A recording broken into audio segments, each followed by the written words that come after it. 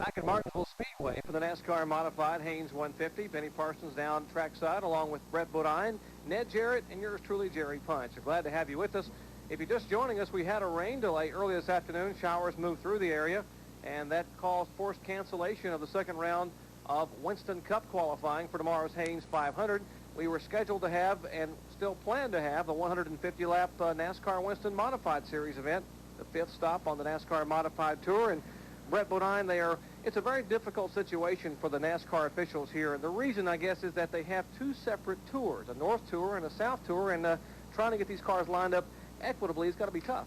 Well, it really is, Jerry. You know, qualifying got canceled because of the rain. Not only for the officials coming up with a fair and equal lineup for the both tours, but also the competitors. They were over there geared up, ready to qualify, probably with a qualifying setup underneath the car, and they had to completely redo the car and put in a race setup, and it just takes time. You know, these guys can't change from a two-lap sprint for qualifying to a 150-lap race setup in just a short period of time, and that's why it's just taking a little bit of time of getting things organized.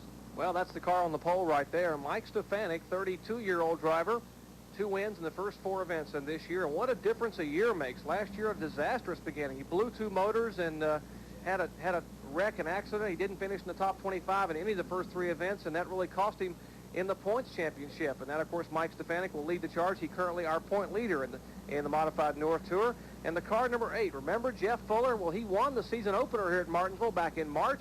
He won the ESPN televised race a year ago here. Jeff, of course, 34 years of age, 3 wins last year in 1990, and he is the man to watch at this racetrack. 5 times he has run this track, 3 times he has come home the winner. Again, that win, the beginning one of the year on March 10th. And, of course, last year in Victory Lane, after Jeff Fuller won the race, there was a little bit of discussion about English being the universal language. Well, it may be universal, but if you live in Elderby, North Carolina, the words are a little different than what they would be if you live above the Mason-Dixon line. So we decided to find Jeff Fuller and Benny Parsons and ask them again.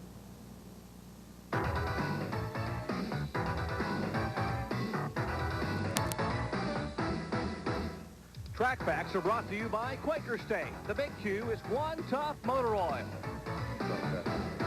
Last year in Victory Lane, Jeff Fuller said he had some problems with Southern terminology. Jeff, you wanted to buy some what? Tires. But you understand down here, some people might call them tars. Yeah, tars. You call them tars. It's like what we're standing on, tars, but it's tires. Well, I mean, it's how you want to look at it. And the lubricant you put inside the engine is? Oil. But down here, it could be called oil. Oil. Oh, oil. That's right. Oh, okay. And the Charlotte Motor Speedway is in Concord, North Carolina. Up in Massachusetts, you have a? Concord. But down here, you would pronounce that Concord. No, that's a jet. Just trust me, believe me. Right. And you drive a race Car. But down here, we could be called a car. That's what's inside an apple. That's a core. Right, that's what you're saying. I still got some work to do this guy. I'll be right back with you, folks. This is a lunch muscle.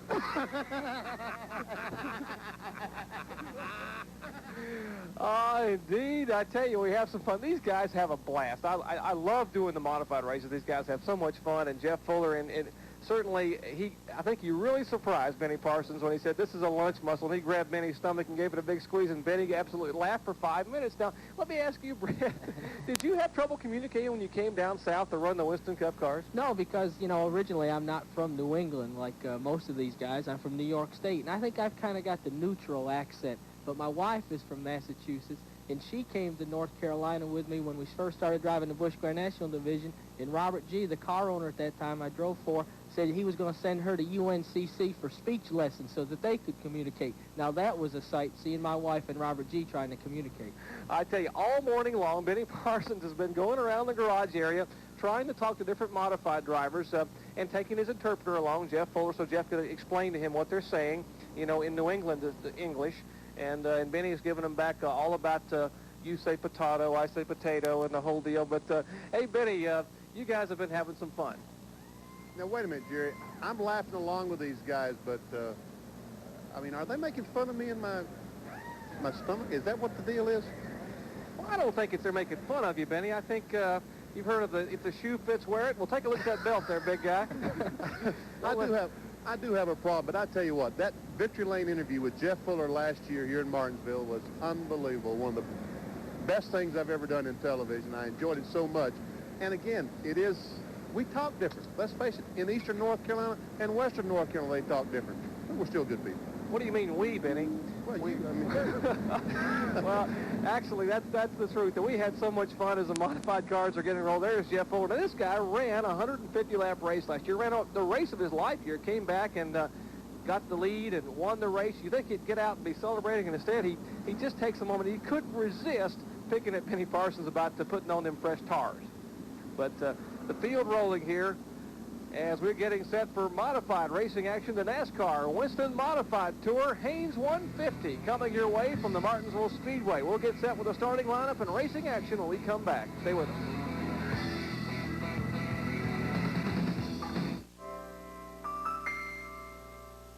Every summer weekend, millions of the smartest guys in America fire up their Murray mowers. What makes them so smart is that Murray's rated one of the best in quality and performance, with a 2-year warranty backed by 10,000 service dealers, at a price that's about half of other top quality mowers, which makes Murray mowers tough as they come, any way you cut it.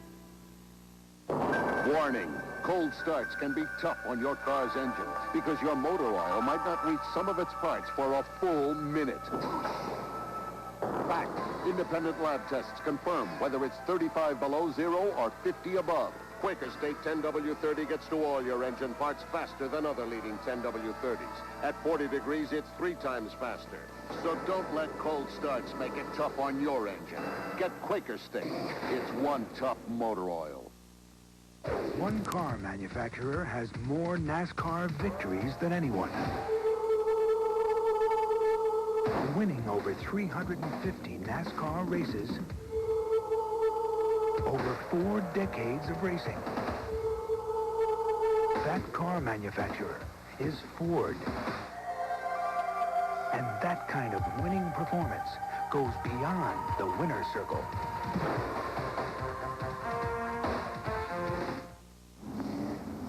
Back in Martinsville Speedway, just about a lap away from green flag racing action. Ned Jarrett, Brett Bonine, yours truly, Jerry Punch. And let's go down and check in one more time before the green with Benny Parsons. Jerry Punch, if these modifieds have to come in and make a pit stop and change tires, they've got some problems. This is a hub off of Winston Cup car. You see the tire, when they put it on, they can rest it on that hub. But look what a big opening there is on these modified tires.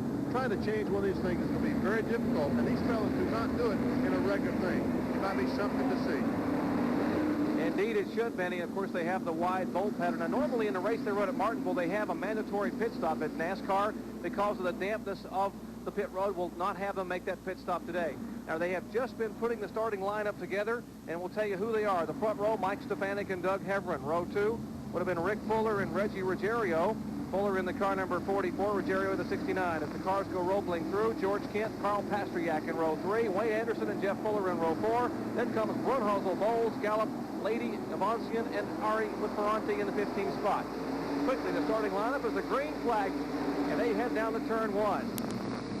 Almost unbelievable they would get this race started with it pouring rain about an hour and a half ago here. And Doug Heverin tries to get the shot off turn 2, but Stefanik holds him off on the inside. Heverin doing an excellent job. Oh, he gets a little bit sideways coming off the floor, and Stefanik gets the front spot as they take the first lap. Mike Stefanik. Cars come rumbling by you, 115 miles an hour now up the backstretch. Mike Stefanik, the winningest driver in the NASCAR Modified Tour of a year ago. And Rick Fuller in the car number 44. He's the younger brother of Jeff Fuller. He will try to take second spot away from Heverin, but Heverin fights back on the outside. Doug Heverin really battling tough in that outside lane. He doesn't want to give up that second spot this early in the race. He's running Rick awful hard to try to hang on to that number 2 spot. But there's no place for him to get down in line, Brett. He knows he's got to stay out there because there's a line of traffic behind him that definitely won't let him in. He could go from second clear back to 15th if he was not able to get in front of Rick Fuller. That's Doug Heverin in the blue and yellow numeral number 3 on the outside. Just may have a half a car length of advantage. And off the inside, the car number 44. That, of course, is Rick Fuller in the Mario Fiorione car. The 69 on the outside is Reggie Ruggiero, the winningest driver in the 7-year history of this NASCAR Modified Tour. Ruggiero putting a rear bumper to Heverin. Well, that was quite a move Reggie pulled on Rick Fuller. The outside lane really working well. Quite surprising this early in the race that the outside lane is that good that they could make a pass like that on the outside. They stack them up. Bumping single foul coming out of turn 4, getting a shot as they come right at you. Fred, it has to feel like a rocket ship. You're right low on the ground, and these cars have so much horsepower and weigh about 1,000 pounds less than the Winston Cup car. There is Jeff Fuller. That's Carl Pasteryak to the left of him, in front of him. Tom Bowles in the car number 76 to the right, but Fuller is the car number 8. Jeff Fuller settled in there behind Carl Pasteryak. I just believe he's trying to let the racetrack come to him. He's waiting to see what it's going to take and where the track's going to be good. He knows this racetrack is good as anybody. His past performances showed that, and he's just going to ride it out here for a little bit. Back up front, there's Stefanik, Doug Hebron, 30 years of age. That's the way they are in the point standing. They started that way. Stefanik currently leading the points. The NASCAR North Modified Tour. Doug Hebron in second spot, driving for Lenny Bowler.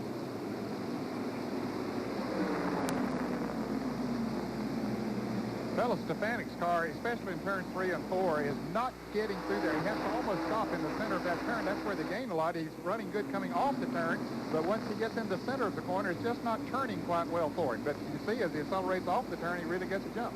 It looks like he's got his car a little too tight for this racetrack conditions, and the car pushes going in. He has to really get on the brakes, but he's able to accelerate good off the corner, like you said. And it's letting Hebron kind of stay in the hunt there. Hebron's car isn't working as good as he would like, and he's able to hang right in there with Mike Stefanik. Now Doug Hebron in second place. Finished second earlier up in Richmond. One car just slips and slides down in turn 2. Gets the car moving again. That's Hebron. A car length away. Reggie Ruggiero in the car number 69. A new ride this year for Reggie. He drove for so many years for Mario Fiore. There's Reggie Ruggiero. Driving this year for Ed Close. That's a Chevrolet Cavalier. Performance Technology engine out of Waukesha, Indiana. There's the car number 44 of Rick Fuller. That was Ruggiero's ride of a year ago, the Mario Fiore-owned car. And Rick Fuller is also one of the winners this year in one of the 4 events that have been run. Rick Fuller winning up at Thompson, Connecticut on the 5/8 mile back in the early part of April. So Stefanik the leader, Hebron in second spot. Back in the field, the U2, the defending NASCAR Modified Series national champion, Jamie the Jet, Jamie Camino. 16-year racing career, and he won the national title last year. He did it on consistency. He only had 1 win, but he finished in the top 10 18 times. We had a tremendous year for Jamie. Oh, it was an excellent year. You know, no one deserved it more than Jamie. He put so much time into his modified career, and finally it paid off. And here's a pass that pays off for him on the inside, S.J. Ivancian. Jamie, you know, was buried back in the pack because of the point standings. He's had a dismal start to the season, kind of similar to mine.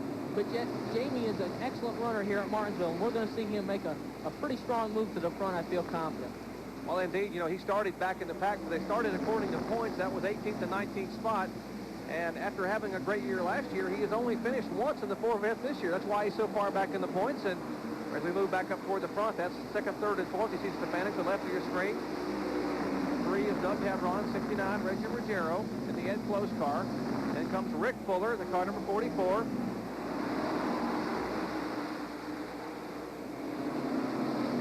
They say that the passing situation at Martinsville has really improved in the past couple of years. I think probably it's the tire companies, the softer compounds that Hoosier and Goodyear have, has made a significant difference. There's no doubt. As we saw early in the race, the outside lane was there for anybody that could use it, and that's what makes the races so good here at Martinsville, the fact that there is 2 pretty good lanes, and the modified guys will use both, depending on how their car's driving and where they want to race. And, you know, it's just been a great racetrack for these cars to run on. Still battling up front as they close in up there. Stefanik car's almost coming to a stop, as you heard Dad Jarrett say a minute ago in the corner. His car has plenty of power coming off. And the car number 3 staying right with him, Doug Hebron. When he has that much acceleration off the turn, Jerry, it is very tough for someone to make a pass on him. He's keeping the car low in the turn, even though he's slowing down perhaps a little bit more than he'd like to, but he is running a good line, and with the power he has in there's trouble. 1 car 2, now 3 spins. There's contact as 1 car slowly rolls up over the wheel of another just out of turn 4. Caution being shown to the field for the first time this afternoon. One car looks like Randy Hedger is backing up. He just backed backwards across the start-finish line. That's a car number 33. That's Hedger. He turns around the Citgo colors on the side of his car. There he is. He will come down and get some service of his car. Now, two other cars coming to rest up out of turn 4. There's Hedger's car, and there's Jay Hedgecock in car number 41. He was back behind that accident and had to spin his car to avoid heavy contact, and it looks like he's going to be able to pull away. And Hedgecock, the 1990 Southern Modified Tour champion, builds his own race cars, and as they try to get those cars, it looks like possibly Mikey Winitsko in the car number 36, the third car involved, and that he gets his car fired and pulls down pit road. Let's check in with Benny Parsons. Jerry, was that a move on Hedger's part or not? He backed across the start-finish line so that he'd stay in the lead lap. The leader did not come by. Stefanik did not come by, did not lap him. He is still in the lead lap. What a great move it was to back down the racetrack. Indeed, a great move, and there's our leader, Mike Stefanik. Let's take a look again, Brett, so we can see exactly what may have happened. Looks like, Winitsko caught a wheel on a car coming off the fourth turn, and he spun his car, and then the guys behind him just had nowhere to go as he was sitting in the middle of the racetrack, and there's Randy Hedger in the 33 making the first contact, and then the rest of the guys, the track was definitely blocked, had no place to go. Getting some work down there on Mikey Winitsko's car, his dad and the rest of the crew working there. We're under caution for the first time this afternoon in Martinsville Speedway. Mike Stefanik leads Doug Hebron. Stay with us. We'll have more in just a moment. The best names in athletic shoes: Reebok, Nike, Fila, LA Gear, Champion, Ewings, Adidas. The best place to get them? Geller's Shoes. The best names in casual shoes: Buffalinos, Travel Fox. The best place to get them? Geller's Shoes. The largest selection of Giorgio Bertini men's shoes in Rhode Island. The best place to get them? Geller's Shoes. You can always find high fashion shoes with low prices at Geller's Shoes. 126 Washington Street, Providence. 1455 Mineral Spring Avenue, North Providence. Geller's Shoes. The best place to get them. New England Tech, the technical career education specialist. Leading employers hire our graduates. Be a New England Tech graduate or compete with one. Call 467-7744. New England Tech, your #1 choice for technical career education. New England Tech, for 50 years, a leader in career education. New England Tech. New England Tech. Think about it. Just green flag action being given here in Martinsville. He just got the green flag in the field, now hustling up the back straightaway.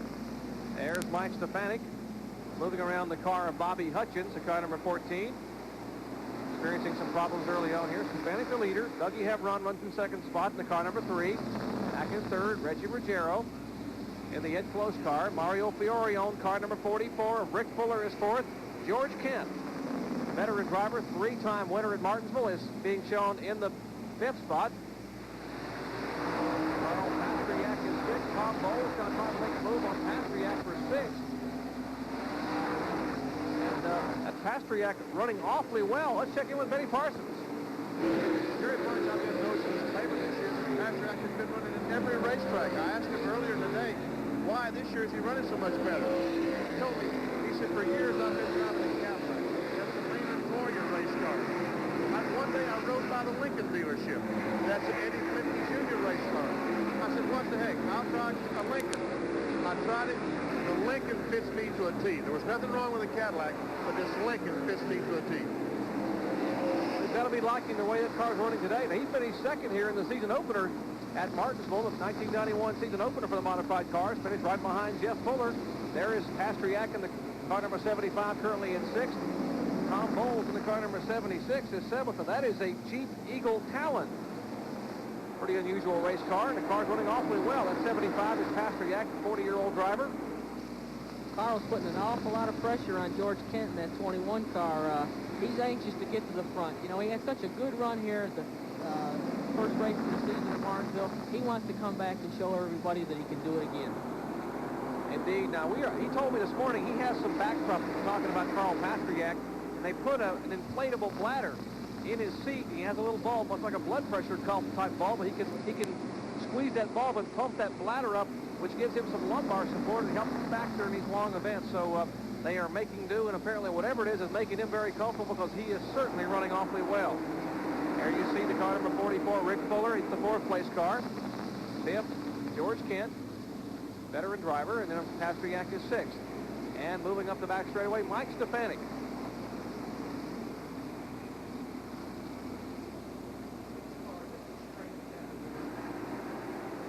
This car had a lot of trouble down in turn 1, Jerry. He got down on the grass with his left wheels a little bit. He spun. That's Gary Myers, but he got it straightened up. No caution.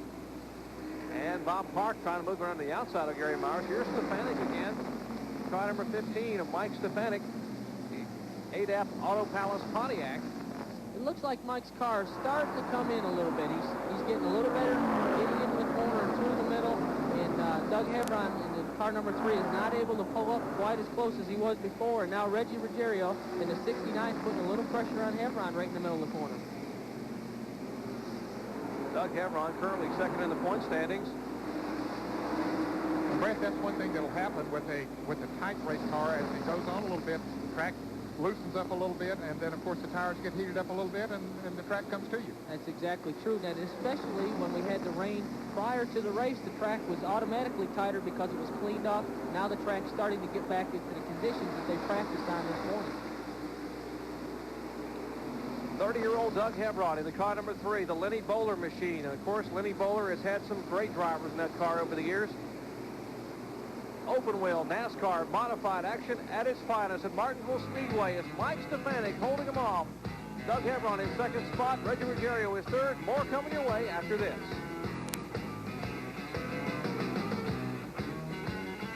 The same battery that has started 9 out of 10 NASCAR winners since 1977 also starts millions of cars all over America every day.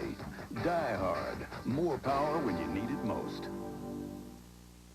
What you're about to see is a sim. Brushstrokes, runs, streaks. Now consider the new Wagner Power Painter. It has patented controls for precision. A convenient backpack for big jobs. It paints smoothly and evenly over cracks and tough surfaces. Why did we ruin this beauty? So you wouldn't ruin this one. Wagner, not just a whole lot faster, a whole lot better. Fact. For 10 years, Ford has had the best-built American cars and trucks. Fact. For 4 years, Ford has had the best-selling cars and trucks, American or import. Fact. Ford cars and trucks have more repeat buyers than anyone else, American or import. Call it leadership, call it winning, call it anything you want. The simple fact is, Ford is #1.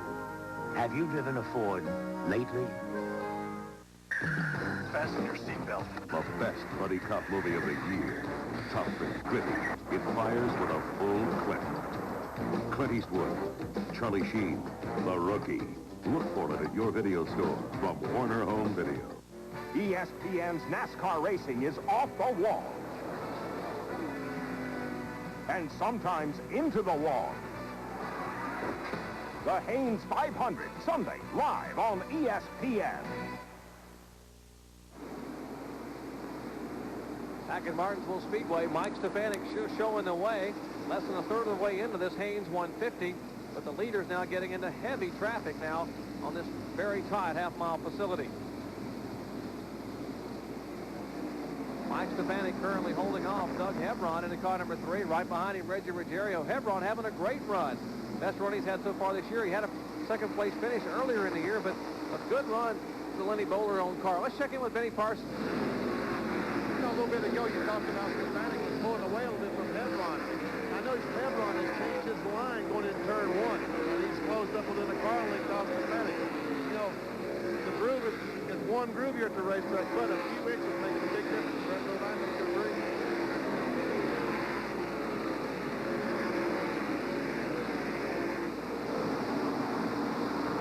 Indeed, these modified drivers, Brett, really enjoying the fact they said they're getting a lot of confidence. In fact, these modified cars can run that middle groove. The Winston Cup cars, I guess, hug that inside concrete curve, but the modified guys run more in the middle of the racetrack. Well, that's exactly right. And a lot of that is due to the fact they're much lighter and have much wider tires. It gives them better traction, and the car is much more maneuverable because of the weight difference. And it really lets the modifieds kind of run where they need to, not necessarily where they have to, like we do with the Winston Cup cars. As we watched Doug Hebron leading Reggie Ruggiero, and there's Zach Worley He's having a great run, but fighting his car a little bit off the fourth turn, a little sideways. Satch Worley dropping for Bob Garbarino. Finished fourth in the points last year. They are currently being shown in 11th and 12th position. Car number 4 right behind him, the car number 99. That's Timmy Airy out of Toms River, New Jersey in his Chevrolet. Good run for Timmy. Satch Worley, a 3-time winner at Martinsville from Rocky Mount, Virginia. Ran for many, many years for Wayne Speedy Thomas in this area on the Southern Tour. Decided last year to go up and run the Northern Modified Tour. Had a good run. Didn't win a race, but had 10 or 12 top 10 finishes. Good enough to put him in 4th overall with the points. And now Airy tries to make a run on the outside, but that will not be the quick way. And Jamie DeMano will try to move up on the inside. That's a great battle right there. Satch's car in the number 4 is a little bit loose off the corner, and it looks like he's having to try to protect the inside, and Tim tried a shot on the outside in the middle of 1 and 2, and Jamie saw the door open and tried to get it inside of him, but just couldn't quite get a bite off the second turn. Again, that's 11th, 12th, and 13th spot. Car number 4, Don Satch Worley, Timmy Airy, car number 99 in 12th, and Tomaino back in the U2 in 13th spot. Back up front, car number 3, Dougie Hebron trying to hold off. The challenge as Reggie Ruggiero now makes a move to the inside, but the spot has been covered by Randy Hedger. Randy involved in one of the early spins, and his car not up to speed, so he is a lap car now on the inside. Mike mentioned that Mike Iwanitzko has parked his car number 36. They apparently broke one of the steering bolts. They are unable to steer the car. Tough break for Mike. He's involved, a victim in one of the early spins. His car coming into contact with the front tires against another car that has spun, so he will have to park it for the day.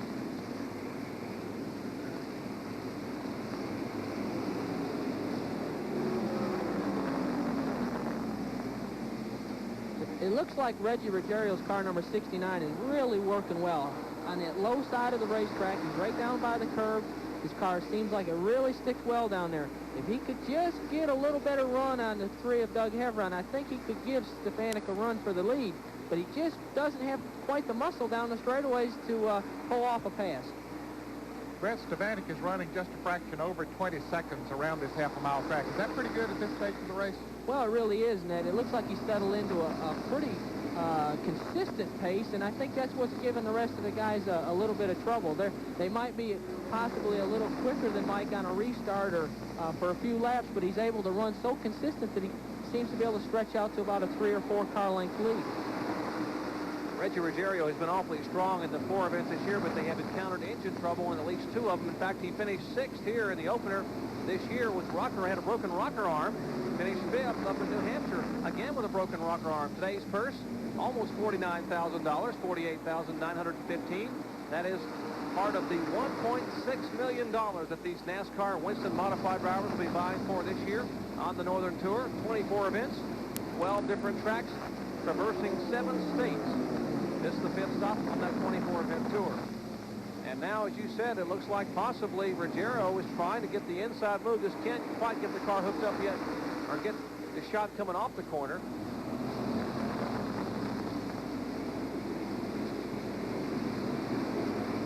There's Jeff Fuller trying to move inside of Tom Bowles.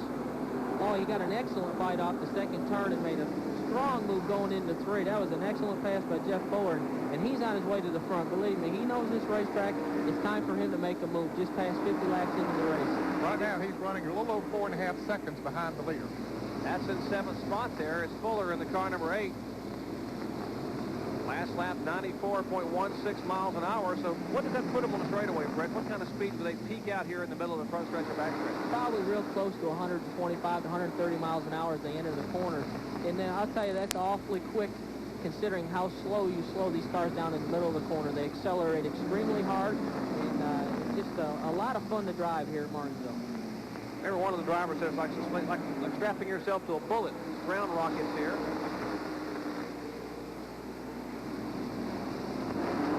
Jeff Fuller continuing to make his move, going around one of the lap cars of Randy Hedger. He is being shown in the 7th spot. He is trying to move in on Carl Pasteryak, the 6th place car, number 75. Dan Leedy in the car number 25 there. There's George Brunhosel behind Leedy. He's having a good run. It looks like Fuller's about a half a straightaway behind the sixth-place car of Carl Pastriak, and I really feel like... There's trouble in turn 1. Satch Worley has spun up in turns 1 and 2 in the car number 4, and is back the car. It looked like he did not make contact with the wall, Ned. I don't think he did, Jerry. He got to stop before he got to the wall. He's just trying to find a place in line so he can get going again in front of the leader. Caution flag being shown for the second time today. 60 laps complete as Satch Worley spins the car number 4 around, did not make contact. So we'll have more racing action as even the Winston Cup drivers enjoying this open wheel competition, as we hope you are. We'll be back.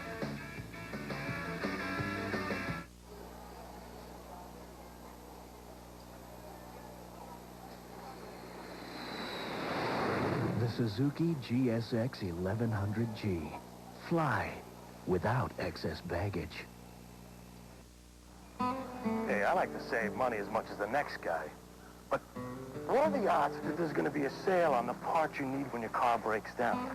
Hey, it's not going to happen. That's why I go to AutoZone. I mean, sure, you could wait around for a couple weeks and maybe beat their price by a few pennies someplace else. But I don't want to wait for a sale when I need a part.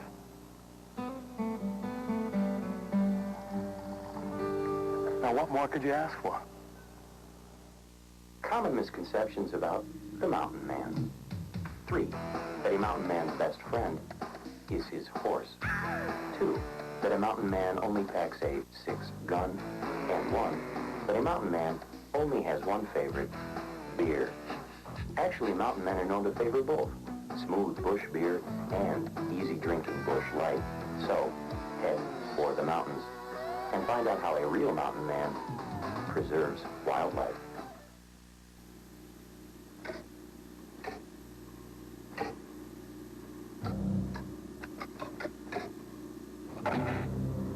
The Suzuki Bandit. Don't blink. And we welcome you back to Martinsville, Virginia. Martinsville Speedway hosting the NASCAR Haynes 150 NASCAR modified event. Mike Stefanik, Doug Hevron, Reggie Ruggiero, Rick Fuller, and George Kent. 6 through 10, Pastriak, Leedy, George Brunhosel. The reigning champ, Jamie DeMano and Steve Park. And 11 through 15, Timmy Ayer, Tony Ferranti, Billy Middleton, Philip Smith, and Bob Park. Still waving the yellow flag. Apparently they're getting the cars lined up here once again. Did not want to restart them as of yet. Now, Brett, during this caution flag, you got to wonder, but some of the top runners made pit stops. Well, that's exactly right. Jeff Fuller was making an awful strong run to the front and looked like he had one of the quicker cars on the racetrack, and he elected to pit on this yellow flag and change just the rear tires.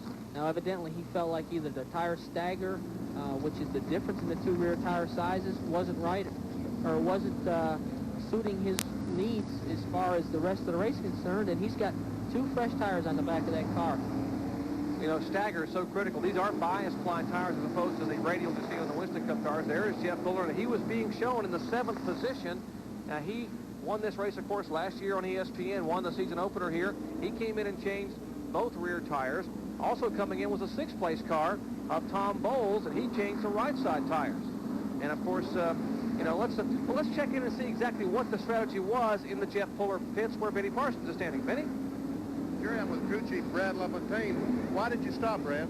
Well, he's telling us the car's a little loose, and we brought him in for a pair of rear tires, and sure enough, the right rear is blistered on the car, so I think that's his whole problem. Hopefully the second set won't blister. Did you make a chassis adjustment while you were in? Not yet, but maybe the next time. What about stagger? Did you change that? The 2 tires you put on? We ended up dropping the stagger a little bit because of him being loose. You know, we figured maybe he had too much stagger, but that right rear is definitely blistered. Okay, maybe some tire problems done here, Jerry.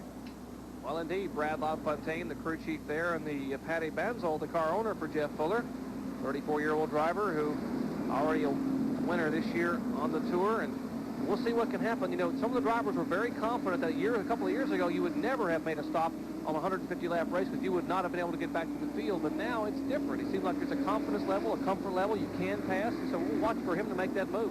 Well, evidently, Jeff and the crew felt like if they were to continue with the tires on the car that they had, that they didn't have a shot at winning. So they felt like, hey, let's roll the dice and take a chance, put some good tires on this thing, and let's try to get back towards the front. So So again, Jeff Fuller has pitted for rear tires. Tom Bowles changed right side tires, and Wayne Anderson, the car number 16, changed rear tires, and we're getting set for green. And Jerry, they had a double foul restart. The car number 3 moved up, Doug Hebron moved up on the outside, so that's something new as far as I'm concerned in the Winston Modified Series. And that's given Reggie Ruggiero a shot at the inside of Doug Hebron, a little bit different approach to restarts, like you said, Ned, but Ruggiero gets really sideways off the 4 and loses that inside line that he was looking to keep to try to get by Hebron. They are still wheel-to-wheel back there, though, for 4th spot is George Kent and Rick Fuller. Put Kent in the car number 21, and Fuller, and now Fuller gets him by a car length up the backstretch. Rick Fuller in the car number 44. Now they're single file. Stefanik, Hebron, Ruggiero, Fuller, Kent. But the battle now behind Kent for Jan Leedy and Carl Pastriak, the car number 25 and 75, and Pastriak will take advantage there in turn 1.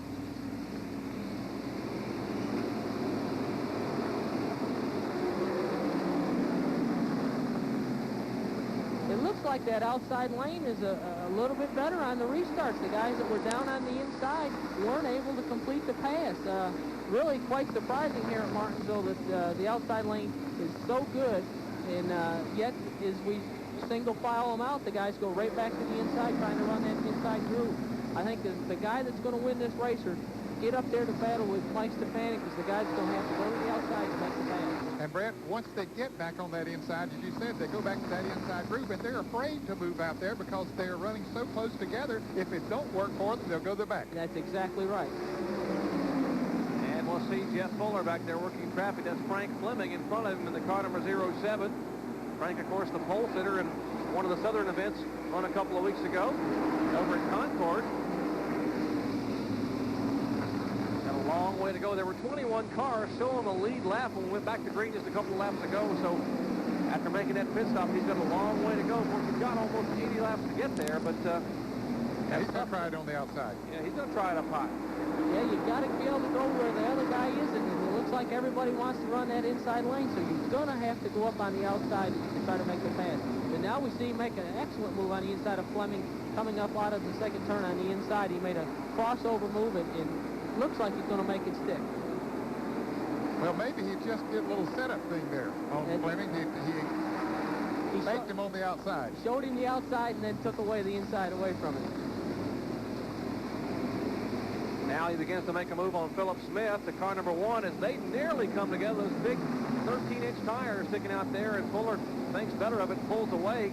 He will try to make a move again on the inside, try to jump in that throttle, and he can't quite pull up, and you'll see if he can do it in turn 1 as Philip Smith knows.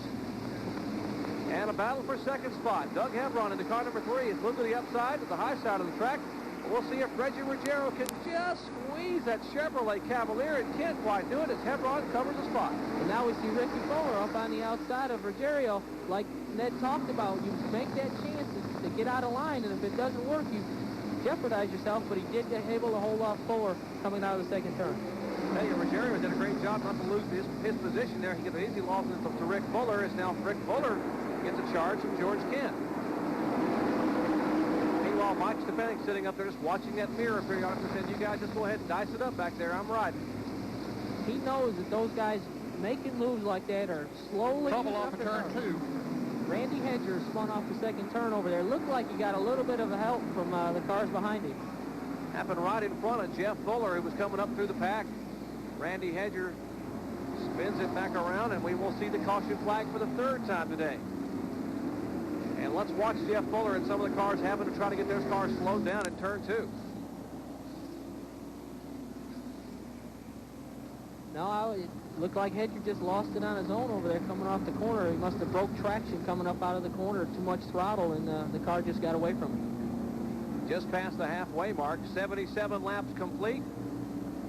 Make it 78 complete, 72 to go. So we have the Haynes 150 coming your way as Mike Stefanik still holding him off. More to come after this. Brett Bodine, one tough driver, talks about Quaker State, one tough motor oil. At North Wilkesboro, that Carolina asphalt was hot enough to fry our King Racing Buick. Our engine was running hot, 240 degrees, and I had to keep pushing it over 8,000 RPM. Now that's when you start worrying about your oil's viscosity breaking down. But when the going got tough, the same Quaker State you can buy right off the shelf was tough enough to get me to the finish line first. Quaker State is one tough motor oil. The same battery that has started 9 out of 10 NASCAR winners since 1977 also starts millions of cars all over America every day. Die Hard. More power when you need it most. Fasten your seatbelt. The best buddy cop movie of the year. Tough and gritty. It fires with a full clip. Clint Eastwood, Charlie Sheen, The Rookie. Look for it at your video store from Warner Home Video. Welcome to Mountain Man 101. Let's begin. This is a mountain man. Notice his love of great natural beauty, his instinctive resourcefulness, his healthy respect for a fine pair of cowboy boots. However, the easiest way to identify a mountain man is to look at his hands, which will no doubt be holding a smooth bush beer or an easy drinking bush light. So, head for the mountains and learn to live life as a man among men. Green flag, and we've got contact in Martinsville as Carl Pastriak in the car number 75 gets involved. They just took the green flag. Looks like the car number 25 of Jan Leedy may have gotten tagged down toward turn 1. Heavy contact here as they came out of turn 4. Mike Stefanik brought the field down for the green flag, and they fanned out 3 wide. Well, that was quite a hairy moment there as the lead car has got in trouble coming off the 4th turn, and really great moves by everybody else to miss them as they spun coming off the 4th turn. Let's look again here and see if we can see exactly what may have happened. It looked like there was contact between the 75 and the number 2 car as they were coming off for the restart, and everybody else just trying to avoid them. Different angle here coming out of turn 4, and we'll see there's see Jeff Fuller as he rams the back of one car trying to get slowed down. You see Pastriak spinning there, and the car number 2, of course, was Jamie Tomeno. And he got rammed going into turn 1 down there. He came almost to a stop, and I think Billy Middleton might have hit Jamie Tomeno.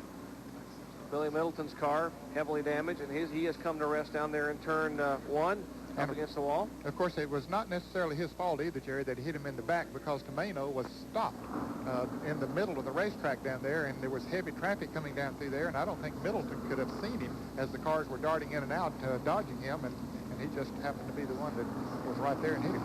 We thought that may have been Jan Leedy, and it was indeed Jamie Tomeno who was involved there. Tough break for the national champion. Well, you've seen a lot of racing action today, but how about tomorrow? 500 laps worth of racing action coming your way. Bob Jenkins and Ned Jarrett, Benny Parsons, John Kerning, and yours truly will follow them all. Brett Bodine will be down in that race car tomorrow, that Quaker State Buick, for the Haynes 500 live at 12:30 p.m. Eastern Time. Flag-to-flag coverage of our NASCAR Speed World Haynes 500. Be sure to tune in tomorrow, and we'll have even more action. As you know, what's happened the past couple of weeks at Bristol, Tennessee, and North Wilkesboro, we should expect one barn burner tomorrow. Let's take one more look again as they're getting some of the cars hooked up here. Getting the car number 75 of Carl Pastriak. He had a great run going. We just talked about what a year he's had, and now he is. It's over for today as they're picking that car up with a wrecker. Once again, coming out of turn 4.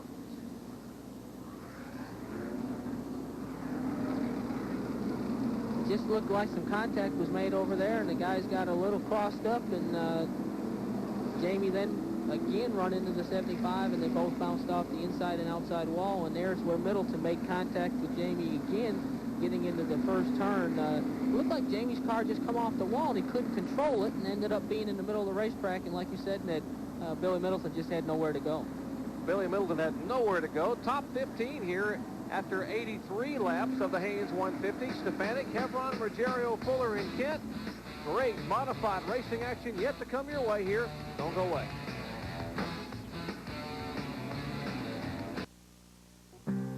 Each year on her birthday, Victoria Ramon received a U.S. savings bond.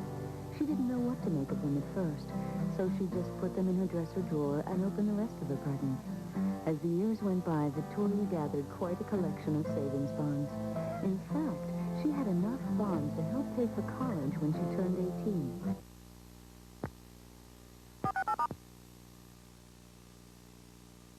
U.S. savings bonds, now tax-free for college. I have to question your practice of TV advertising. You could save hundreds if you... Hold it. I'm not looking for savings. I'm looking for profit. The more customers I have, the greater my profit. That may be true, but cutbacks are necessary in tough times. My store is affected directly by the attitude of my salespeople. How will it look to them if I'm cutting back on my promos, my advertising, and possibly their commission? With spending like this, your doors may not be open for very long. When I spend efficiently on cable, I show my community that I'm in business now and into the future. If it happens in baseball, you'll see it on ESPN. There he goes. He leaps. He makes the catch. See Tuesday night doubleheaders, Wednesday night excitement, Friday night twin bills, and exclusive Sunday night action. Five-time batting champion Wade Boggs of the Red Sox. Hard-hitting Kirk Gibson of the Royals. Two of baseball's best hitters collide when the Red Sox beat the Royals. Live at 8 Eastern on ESPN Sunday Night Baseball. Very anxious moment just a minute ago here at Martinsville. They were going to try to restart the race, and the cars were lining up for the restart in turn 3. Then a couple of cars come together. Looks like some bumping and tapping over there, and one car spins, almost spins. That's Tom Bowles, 07 and Frank Fleming. And the car number 6 to the right of your screen, that's Gary Myers. His car was stalled, sitting right in the middle of the group, and where it still sits there in turn 3. And the cars came down, took the green flag, and came whistling up the backstretch. But fortunately, Brett, they were able to get slowed down. Well, I think their spotters all did an excellent job there. The pack was coming off the second turn full bore, and then we saw them all raising their hands up, signaling that the caution was out and there was trouble ahead. I'm sure that the spotters all informed them that there was still trouble over in the third turn, and let's get slowed down so we don't get in any trouble. And there are the spotters up on top of that scoring stand. Tough break for Walnut Cove, North Carolina driver Gary Myers. His car number 6. Apparently going to park it today. We'll be back with green flag racing action from Martinsville when we return.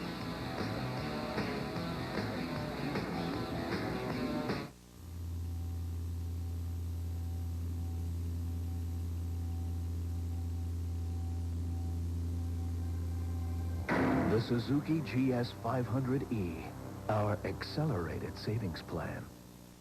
1985, 86, 87, 88, 89. For 6 straight years, the full-size pickup from GMC Truck has retained more of its original value than any other in America. That's why sales of the Sierra are growing faster than any other full-size pickup. And we intend to keep it that way in 1991 with these new Sierras. And in 92, GMC Truck, it's not just a truck anymore, it's quality on the road. In the war against termites, nobody packs more power than the exterminator, the Orkin Man. And now his termite control arsenal includes the exclusive Orkin Flow Meter for the most precise treatment available. Other methods may give too much or too little protection, but Orkin's precision treatment stops termites cold, guaranteed. The Orkin Man. One call destroys them all. No matter how hard you play, you can't beat the financing you've been waiting for. Now at your Suzuki dealer. We welcome you back to Martinsville, Virginia. This is the 5th stop on the $1.6 million NASCAR Winston Modified Tour for 1991. Certainly hope you're enjoying today's coverage of the Hayne 150. It's being brought to you by Quaker State. The Big Q is One Tough Motor Oil. By Wagner Power Painting, it's not just a whole lot faster, but a whole lot better. And by Orkin Termite and Pest Control. One call destroys them all. Getting set for more racing action. Let's check in with a driver who had a great run going, but is now standing, unfortunately, with Benny Parsons. Benny? Carl Pastrick, what happened to your Lincoln? Well, my Lincoln got a little aggressive on the restart, and I just flat out lost it. That's exactly what happened. You're going to confess to losing it? Yes, I did. I got in between shifts. I got on the throttle a little too hard, and the car was a little bit loose from the beginning, and it got a lot loose when I was alongside the guy, and I just flat out lost it, Benny. You got all kinds of pieces laying down you. What are you trying to do? Well, I'm trying to get the left front back on it so that we can go out and get some more points. You are running for the championship this year. Well, I want to try and run so I can be in the top 5 at the end of the season. You can see all the work going on down here, Jerry. Indeed, they are working on Carl Pastrick's car. He's currently 7th in the point standings, just to 17 points out of 6th spot. George Kent is currently in 6th. We mentioned Mike Stefanik leading the points, Doug Heveron in second, Rick Fuller, then Tom Baldwin, who is not here this weekend. An accident at home, and Baldwin is home watching. We certainly miss Tom, but all of his aggressive driving style and his great performances over the years here at Martinsville Speedway. Reggie Ruggiero currently in fifth in the points. We're getting set for green flag racing action. Green flag waves, 90 laps complete.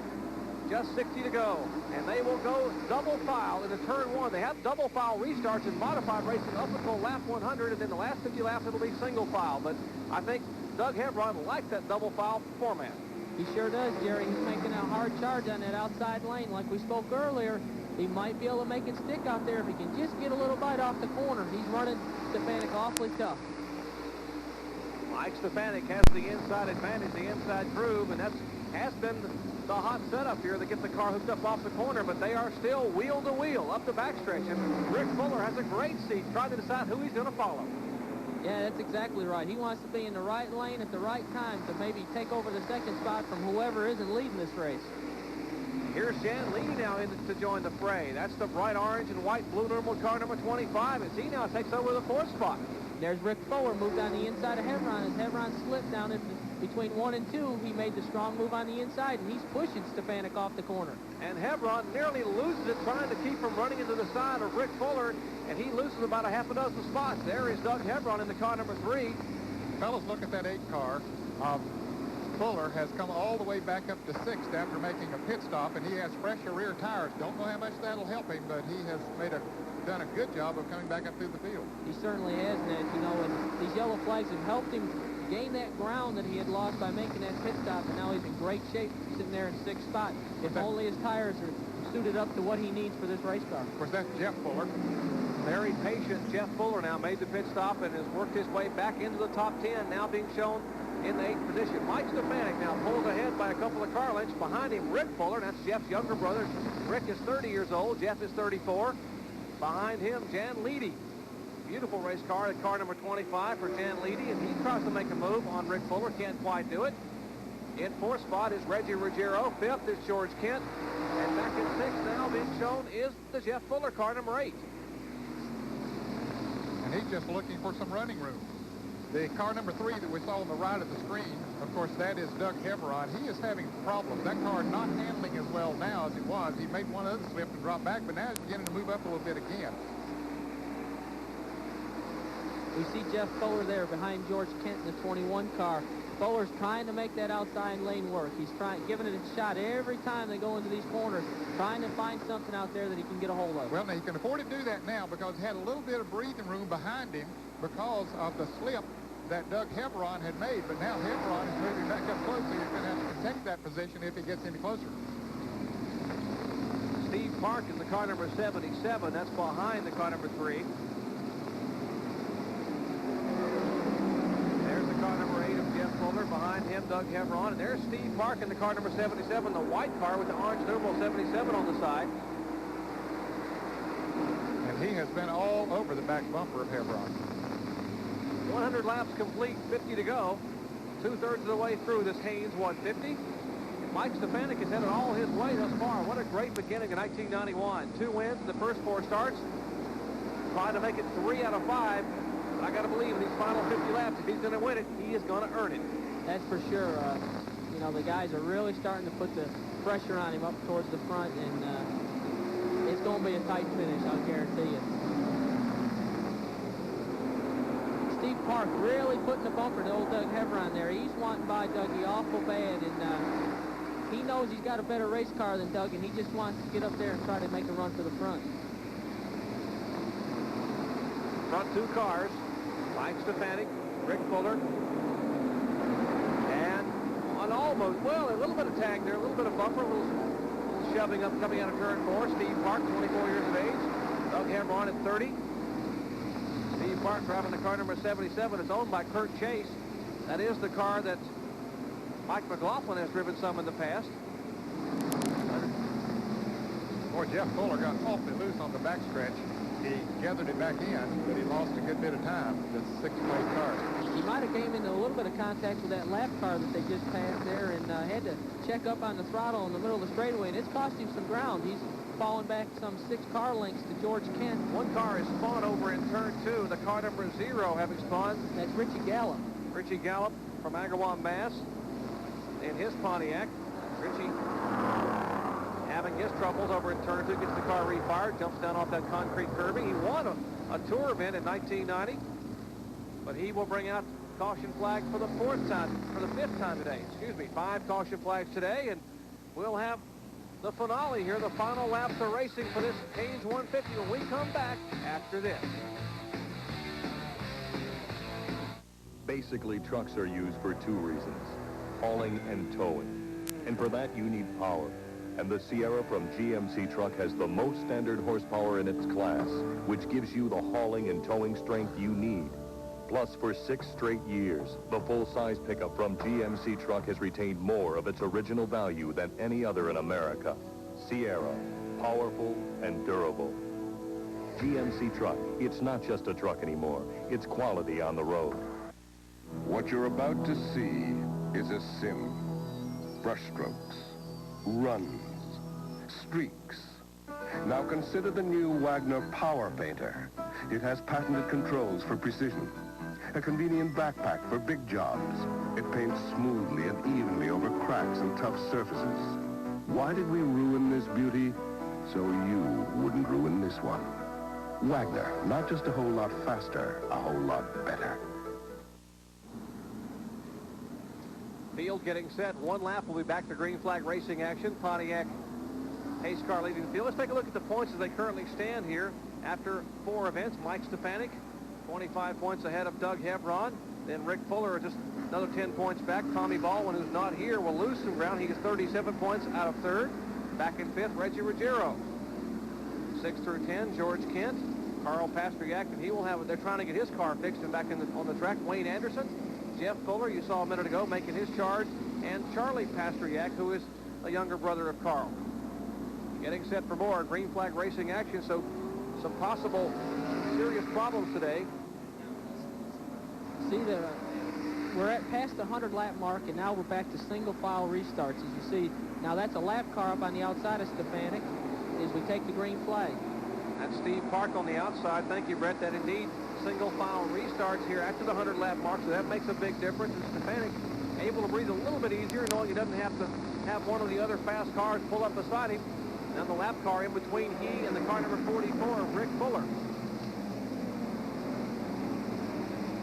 Steve Park trying to get his lap back. He knows he's got a good race car there, but he needs to get a shot to get his lap back. And I just believe they black flagged him here at the start-finish line. I'm sure that Doug Hebron is glad to see him up there instead of on his back bumper. Doug might not have known that he was a lap down when we saw them running close together there before the caution. Now he pulls down to the inside and is being waved that black flag as Rick Fuller and now Jan Leedy go by. We are being told that he did jump the start according to the NASCAR officials, and that's the reason for the black flag. Tough break for Steve Park. Rick Fuller is really driving his car down into those corners. He's trying to make up all he can getting into the corner, trying to get back to that back bumper of that 15 car to work him over a little bit. Stefanik, as you see, coming off the second turn, has got an awful lot of steam in that underneath the hood of that car, and he is able to pull away down the straightaway. But we see Fuller again diving back in, and he gives him a little shot in the middle of the corner.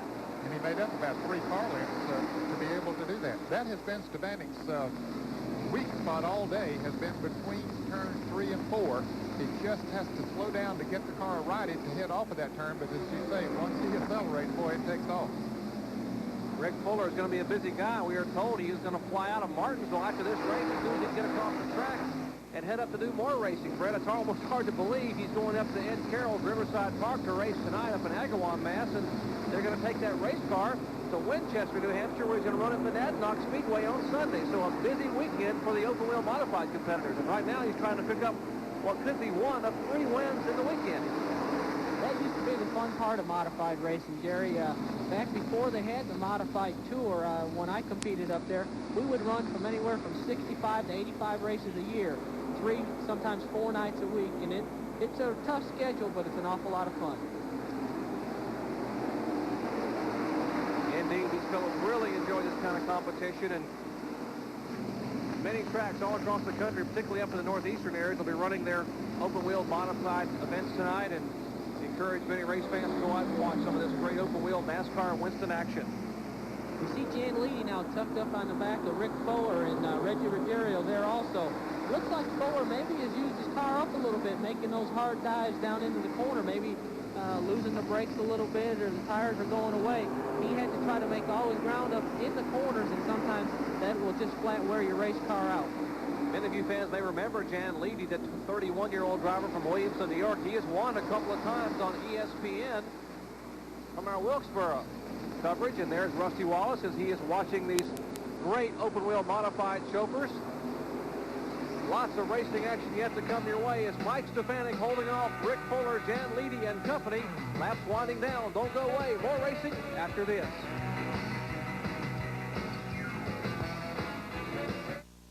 What you're about to see is a sim. Brushstrokes, runs, streaks.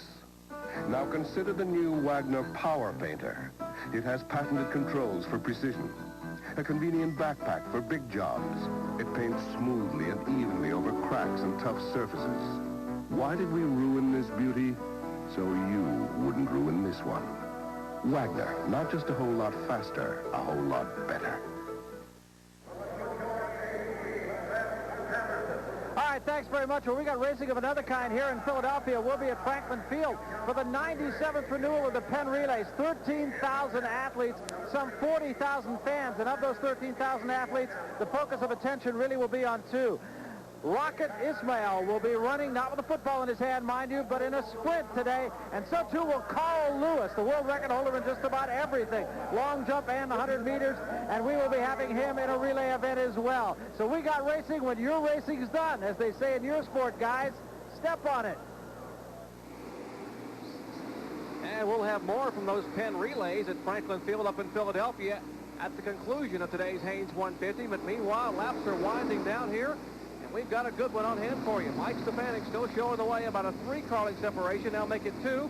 As one car having a little trouble. Looks like the effort of George Brunhosel.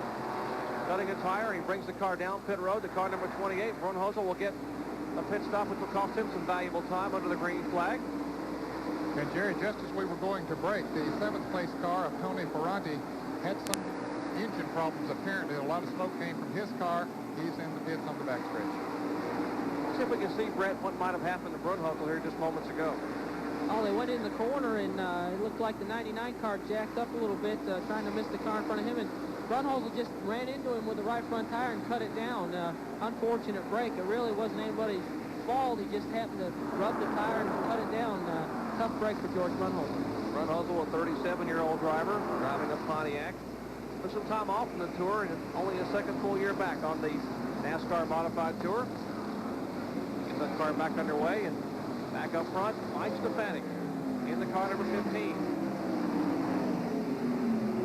Pulling away now a little bit from Rick Fuller.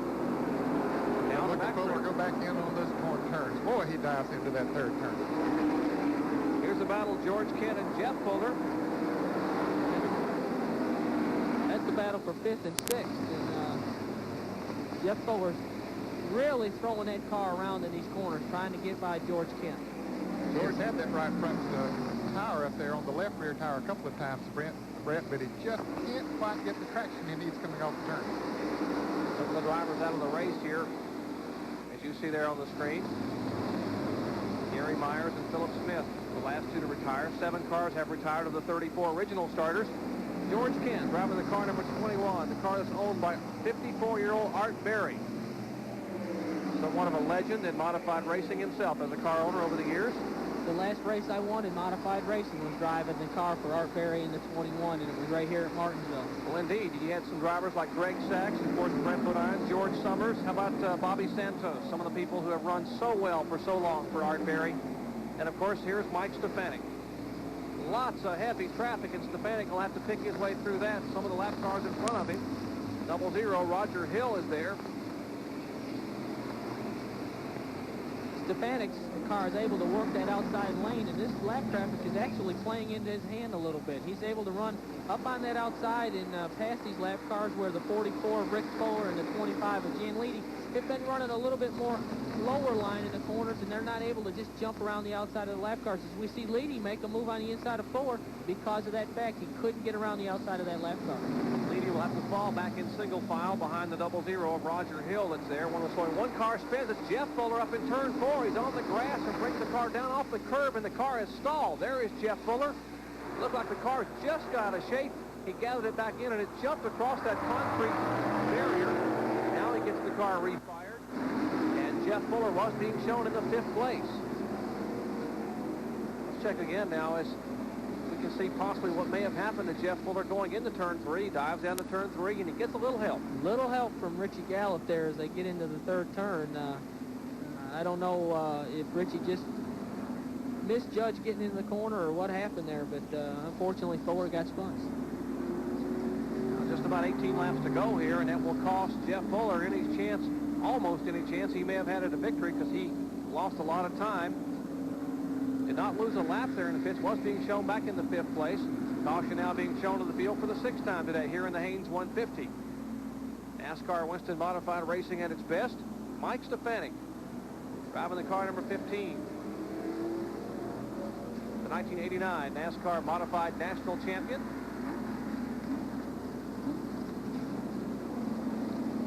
They are working on the Jeff Fuller car, and a crew now jacking it up to check the tires where he came across that curbing. Reminder again, track and field coming your way at the conclusion of this. The Penn Relays from Franklin Field in Philadelphia. Track and field coming your way after our Speed World coverage of the Haynes 150. Mike Stefanik, current point leader, trying to pick up his 3rd win in just 5 starts in 1991. He came back to finish 2nd in the points last year after such a disastrous start to the season. The winningest driver on the NASCAR Modified Tour of a year ago, 5 wins, but just couldn't quite catch Jamie the Jet. Jamie Tomeno, a 2-time most popular driver, and that had to be a popular win for Jamie Tomeno winning that championship. They're holding the 8 car, Jerry, in the pits. Apparently, the NASCAR officials felt that he could have come on, but he stopped up there, and the caution came out, so they're going to hold him a lap in the pits. Tough break for Jeff Fuller. I guess they're saying that maybe he may have tried to stop to bring the yellow flag out, and they... Well, he indeed did stop. Once he got off the grass, he stopped on the racetrack, and then almost immediately, once the caution came out, he, as you said, got the car fired. We don't know if he was running or not at that point, but anyway, he took off and stayed in the lead lap, but now he is a lap down. Evidently, the NASCAR officials felt the car was running and was able to continue. No, he wouldn't do that now, would he, guys? In any event, he's back at the tail of the field, and the green flag flies, and Mike Stefanik will lead him down. Rick Fuller in pursuit, as is Jan Leedy, Reggie Ruggiero, and George Kent. At the top 5 as they head to turn 2. With 15 laps to go, Mike Stefanik is kind of had this race go his way, and if Fuller could get up there and put some pressure on him, maybe we could see something change. But Stefanik's running an excellent race, very steady, knew what he had to do with the race car he's got. He's just got 14 laps left now to go to make it to victory lane. And they're mixing up back in for 4th and 5th as George Kent gets serious back there on the rear deck of Reggie Ruggiero. George Kent, a 3-time winner at Martinsville Speedway, the veteran driver. And that car number 21, they come at you at 125 miles an hour. As you heard Brett say, they slow down to about 90 miles an hour in the corner. Hard on that brake pedal and then jump back in that throttle. 364 cubic inch engines pulling almost 600 horsepower on these 2,600-pound ground rockets, they call. And they certainly are exciting. George Kent really working over the back of Reggie Ruggiero. He wants to take that 4th spot over real bad.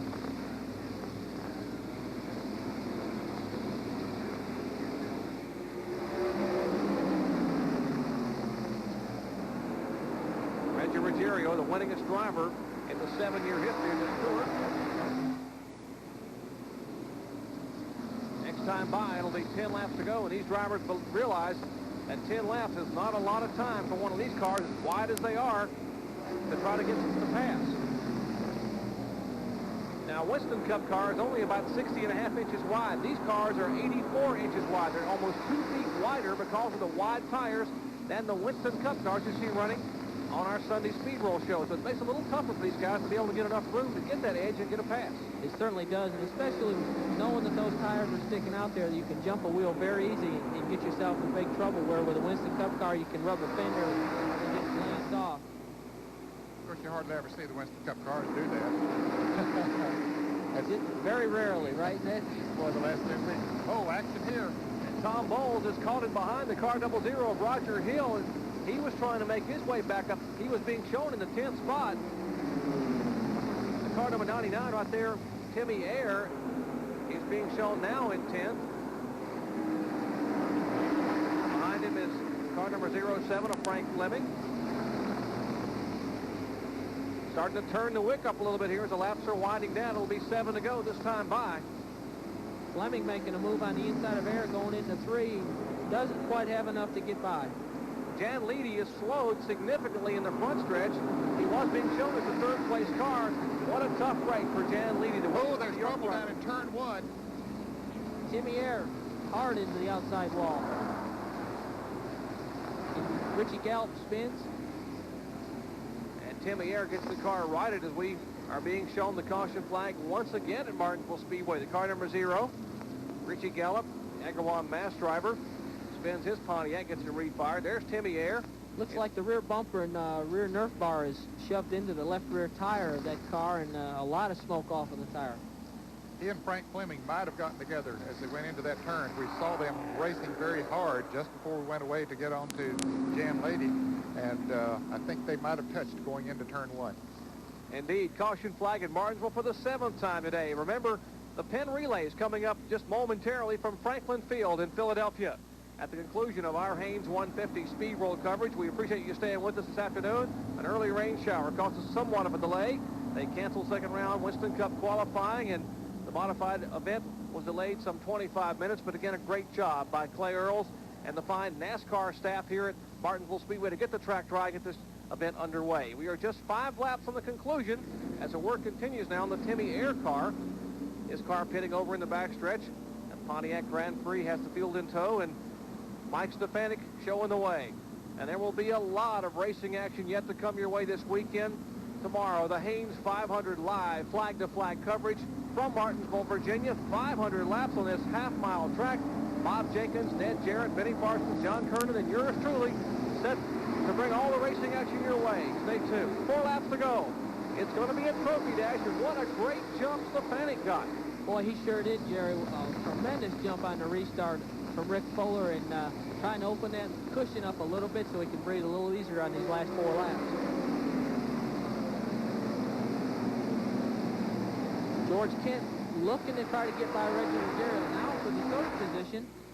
As they go into the first turn, Kent had ideas of diving inside, but thought better of it as they enter the first turn. Out of turn 2, up the backstretch. Stefanik, the leader, but the battle now for 2nd, 3rd, and 4th, and really back there for 3rd spot as George Kent gives Ruggiero a little bit of a shove. Those cars coming into contact, coming out of turn 4. 2 laps to go, and Kent is really going to try to make the move. Ruggiero covers the inside line, jumps back in the throttle, and that car number 69 and heads down the backstretch. Kent's going to make a try on the outside down here in 3 and 4. He knows Reggie's going to protect that inside. He's trying to outfox him. Show him the outside, maybe make a move on the inside with 1 lap to go. White flag being given to Mike Stefanik. Mike Stefanik, 32 years of age, from West Greenwich, Rhode Island. The 1989 NASCAR national champion, trying to pick up his 3rd win in just 5 starts in 1991, will come out of turn 4, and Stefanik will take the win. Rick Fuller finishes 2nd, Ruggiero is 3rd, and a couple of cars spin here. Tom Bowles spins, and they just get by. Great move by Jeff Fuller to get down away from the car as Tom Bowles will back his car number 76, that Eagle Talon, across the line. And hey, they say you got to finish, and he finished. Yeah, he sure did. Exciting modified racing action from Martinsville, Virginia. Just doesn't get any better than this. And there is Mike Stefanik.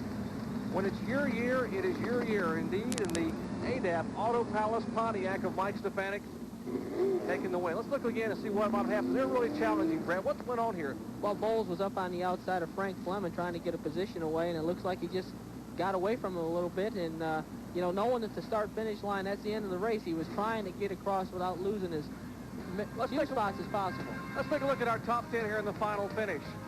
Mike Stefanik, Rick Fuller, Reggie Ruggiero, George Kent, and Doug Hebron, 6 through 10. Satch Worley, Wayne Anderson, Frank Fleming, Tom Bowles, and S.J. Avancian.